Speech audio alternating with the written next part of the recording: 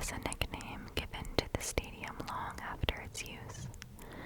The earliest mention of the word Colosseum comes from the pen of Venerable Bede in the 7th century CE with the prophecy, "As long as the Colosseum exists, Rome will exist. When the Colosseum falls, Rome will fall also. But when Rome falls, the world will fall too." Originally, the Colosseum was called the Flavian Amphitheater because it was built by the Flavian emperors Vespasian, Titus, and Domitian, though we have it on good authority that a fair few builders helped them. Back in the day, the Romans would have just called it the Emperor's Amphitheater.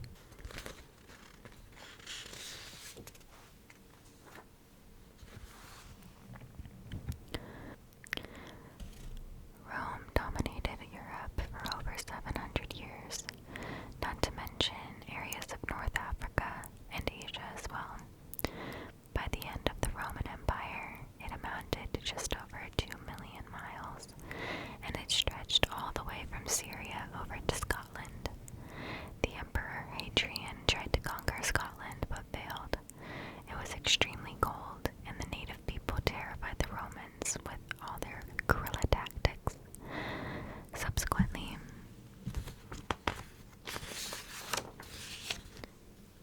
he built a giant wall across the top of England to keep the barbaric Scots out.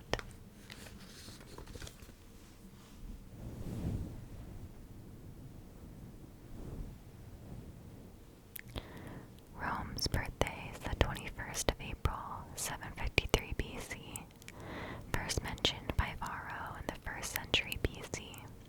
Nevertheless, the city comes alive on the 21st of April every year.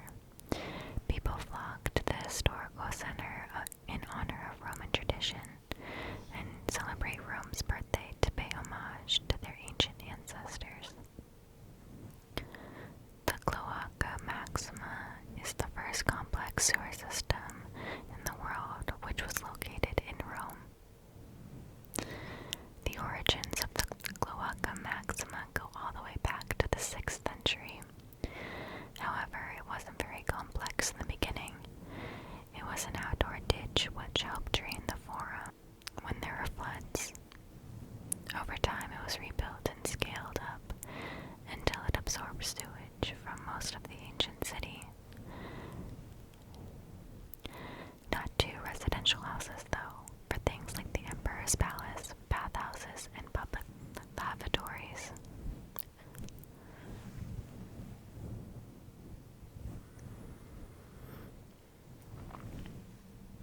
Rome is the only city in the world that has another country inside of it.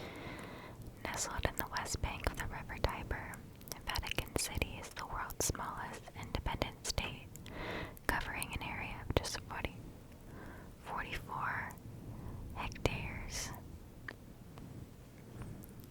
The Vatican is governed by the Pope and has a population of just over 800. It also has its own army, its own currency, and its own post office. Italy is an extremely new country. It was only founded in 1871 when the Italian army took Rome back from the Pope.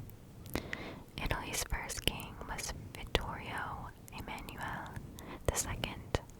Before this, the peninsula was made up of city-states governed by the Pope, Spain, France, and the Austro-Hungarian Empire. After Italy's unification, a gigantic monument to Vittorio Emanuele II was erected in the center of Rome called Altar of the Fatherland. My puppy decided to join us. If you hear her in the background, I'll try to cut it out, but she's getting older, so she just wants to be with me all the time. We'll see if she can be good. Rome's history can be broken down into 3 periods. The regal period, which dates from the city's beginnings. The Republic 509 to 27 BC, when Rome was governed by elected officials, senators and the consuls. imperial period, 27 BC to 476 AD, when Rome was ruled by the emperors. They still had a senate, but in comparison to the Republic, the politicians had very little power, and their main role was the administration of the empire. During the imperial period, which lasted over 500 years, more than 70 emperors ruled. In the year 69 AD, 4 emperors came to the throne. Being the Roman emperor was a dangerous business, but the emperor who ruled the longest was in fact the first. Augustus ruled Rome for 44 years and maintained peace for a whopping 30 years, another record for the Roman Empire.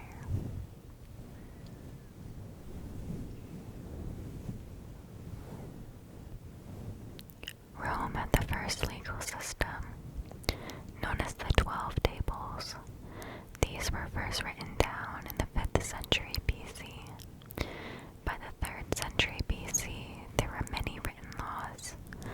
The Romans can be called the fathers of bureaucracy, as many who live in the modern city of Rome can confirm.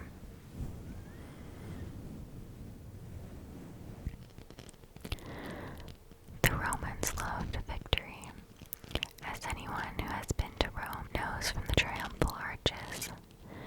In Rome, it was called a triumph and included an extravagant parade and a street party that could last 4 days.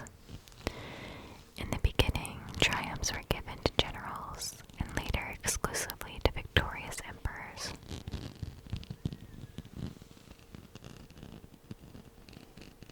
Ancient Rome was home to the largest stadium ever built in its day, and it wasn't the Colosseum.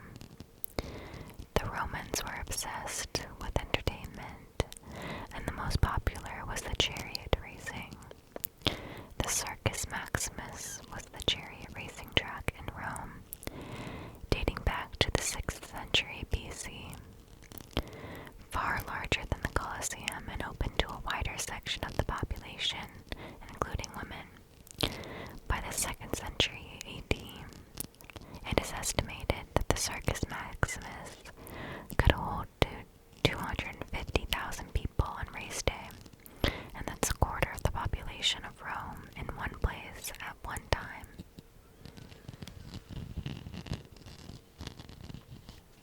Ancient Rome was a patriarchal society. In fact, women weren't even considered citizens. On the one hand, they were treated like second-class citizens. They couldn't attend political assemblies or vote and were under the control of their fathers or their husbands.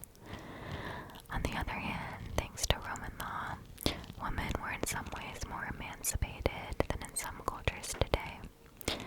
They could own their own property, inherit money, and divorce.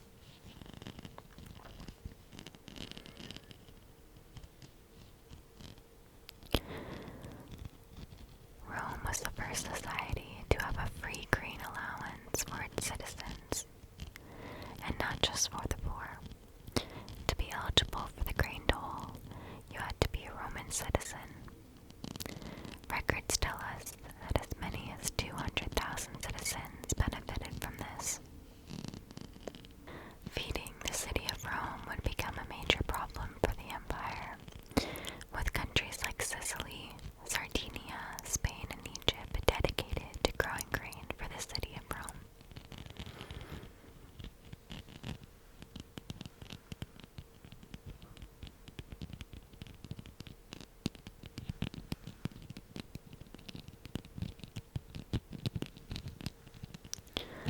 Julius Caesar was never an emperor.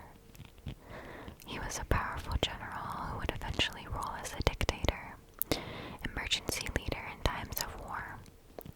However, he was perhaps the first Roman to have almost sole control over the empire. After his death, he was deified, made into a god. His name thereafter would become synonymous with the title of emperor. Later, many emperors used Caesar in their titles.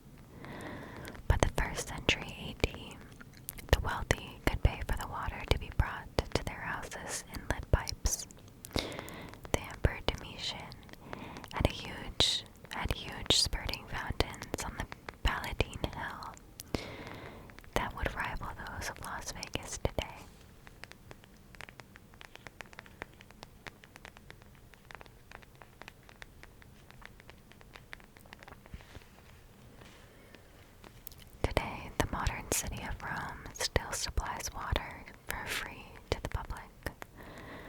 There are over 2,000 fountains in Rome, grand, elegant ones like the Trevi Fountain, to small drinking fountains known as the Nasone.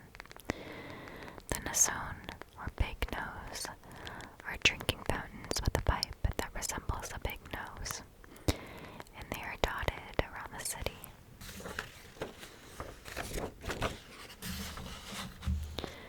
And there is even an app to find the nearest water supply.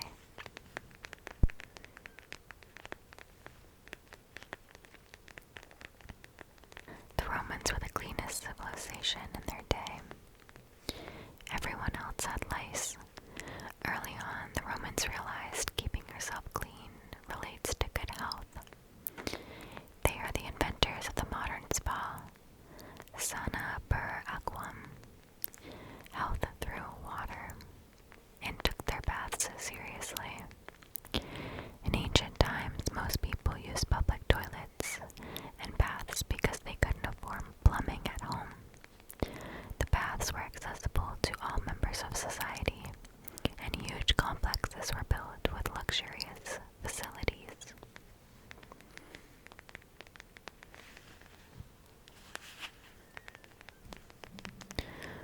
Rome was full of ancient skyscrapers. We often visualize impressive temples and elaborate villas, but most of the population lived in ancient apartment blocks called insulae that were up to 7 floors high. Unlike today, the conditions on the highest floor were the most cramped and a fire hazard because they were made of wood. There could be as many as 100 to 200 steps to the top of the building. That's a long way down for a trip to the toilet.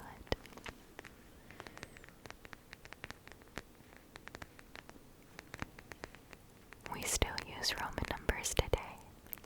The Roman numeral was not only invented in ancient Rome, but used all over Europe in the Middle Ages. Roman numerals are used on clock faces and are still taught in schools today. They are adapted from the Latin alphabet, also invented in Rome. The Romans knew their current affairs. Dating back to the 1st century BCE, the Romans started displaying news in the Roman Forum. News like the Senate's debates, people's assemblies, court trials, executions, marine and military news, and even weddings, births, and deaths. These could be painted on walls, or if they were important edicts from the Senate or the Emperor, they were etched in stone and displayed for everyone to see.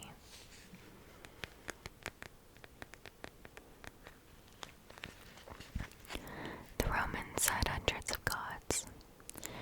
The ancient Romans were polytheistic, which means that they worshipped multiple gods for different reasons. Mars was the Roman god of war. Jupiter was the king of gods. They even went as far as adopting gods from other cultures, like the Greek and Egyptian gods, and often renamed them. Isis was an Egyptian goddess whose worship spread throughout the Roman world, like Mithras, who came from Persia but protected Roman soldiers from Hadrian's Wall to the Eastern Empire.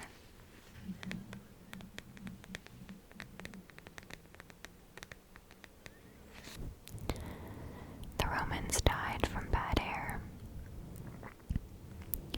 Malaria was rife in Rome in ancient times and was the biggest killer up until the 20th century. Malaria